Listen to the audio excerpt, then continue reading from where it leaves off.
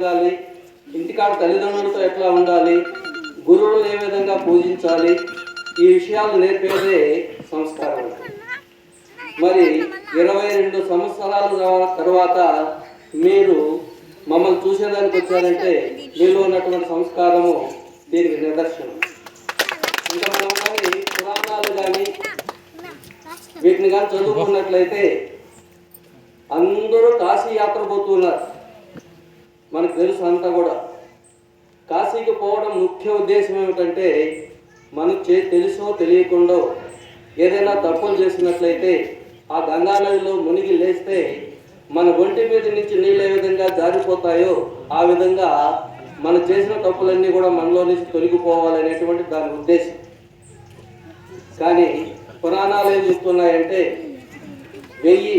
1000 సార్లు పోయి కాశీ నగరానికి పోయి గంగా నదిలో మునిగితే ఎంత పుణ్యం వస్తుందో, మీకు విద్యాబుద్ధులు నేర్పించినటువంటి గురువుల దగ్గరికి వచ్చి ఒక్క రోజు గడిపి వాళ్ళకి నమస్కరించినట్లయితే దానికి మించి ఫలితం వస్తుంది అనేసి మనకు పురాణాలు చెప్తున్నాయి.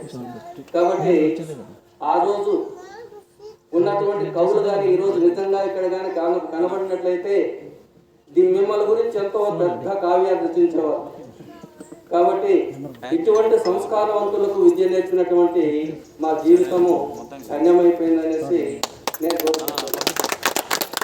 ఇంకా నన్ను ఆహ్వానించేటప్పుడు గోపి చాలా ఎక్కువగా చెప్పాడు.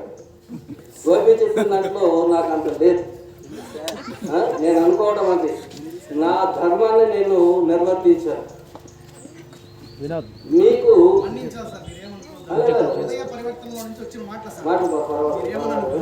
నువ్వు చెప్పిన మాటలు ఉన్నాయి కానీ నువ్వు చెప్పిన దాంట్లో అంత లేదు నేను అనుకుంటున్నా.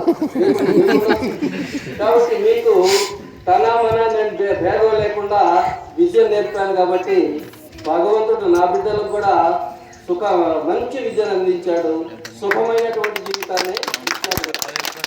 దాని కారణము నా బాధ్యతను నేను పూర్తిగా నిర్వర్తించాను.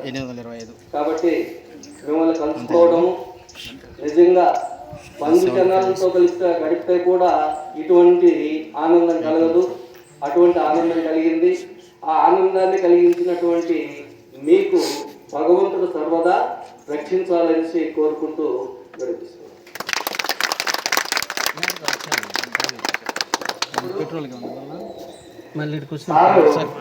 చాలా సార్ గురించి ఇప్పుడు కూడా తప్పు చేసుకుంటున్నారంటే ఎంత ఉన్నతమైనటువంటి వ్యక్తిత్వం కలిగి క్రమశిక్షణను వాళ్ళ కుమారులకు నేర్పించి ఉన్నతమైనటువంటి ఆచంద్ర తారార్కము కీర్తింపబడేటటువంటి పిల్లలను కని వాళ్ళంత గొప్ప స్థాయిలో ఉన్నారంటే వాళ్ళు తక్కువ అంటున్నారు, నేను ఎక్కువగా పోయాను అంటున్నారు. ఇదేం సమంజసంగా లేదని నేను సభాముఖంగా తెలియజేస్తాను.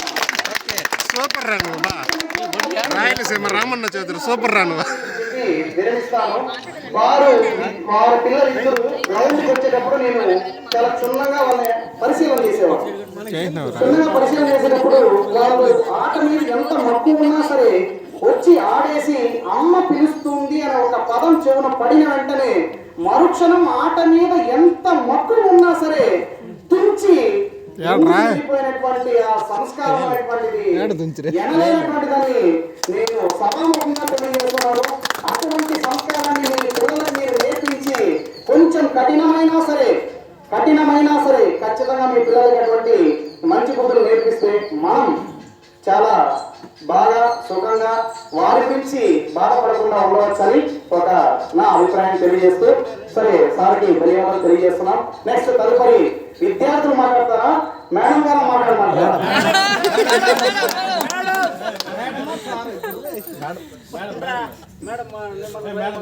నరేష్ మాట్లాడతాడంట బా.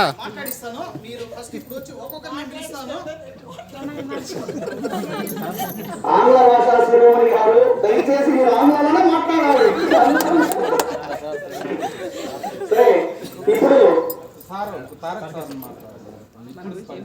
సరే ఇప్పుడు మన ప్రస్తుత ప్రధానోపాధ్యాయులైనటువంటి తారక రత్న సార్ గారిని మాట్లాడాల్సిందిగా సవినయంగా కోరుకుంటున్నాం.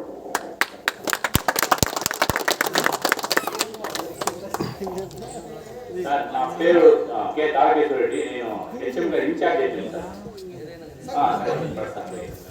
నేను 1994లో చిత్తూరులో జాయిన్ అయ్యాను. జాయిన్ అయ్యి దాదాపు 22 years ఎలిమెంటరీ స్కూల్లోనే వర్క్ చేశాను.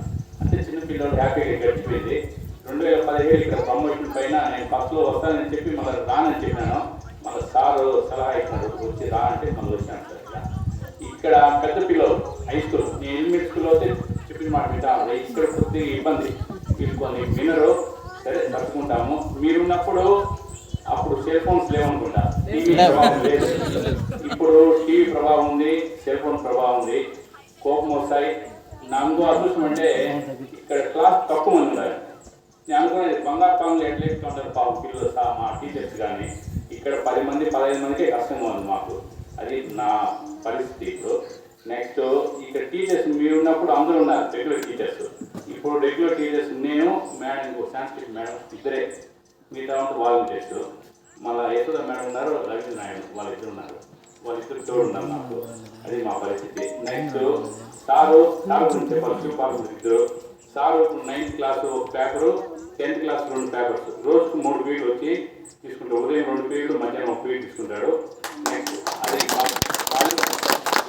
అది ఎప్పటి నుంచి అంటే 2000 సార్ రిటైర్ అయినాక 1 సంవత్సరం రాలేదు. మళ్ళీ అప్పటి నుంచి ఇప్పటి వరకు 5 yearsతో వస్తాను. వితౌట్ ఏం తీసుకోవడం లేదు. వాలంటీర్గా స్కూల్ పైన అభిమానంతో చేస్తాను. ఎవరు లేదండి స్టేట్ లెవెల్లో. ఇప్పుడు నేను వేరే స్కూల్లో విచారించిన, మొన్న ఫిబ్రవరి రిటైర్ అయిపోతే 10th క్లాస్కు మ్యాథ్స్ అంతే, మన స్కూల్కి పోలేదు. ఇన్ని రోజులు పనిచేసి ఫిబ్రవరి రిటైర్ అయినాడు కదా, మార్చి వరకు రావచ్చు ఎగ్జామ్స్కు, కానీ అప్పుడే నిలిచిపోతాడు.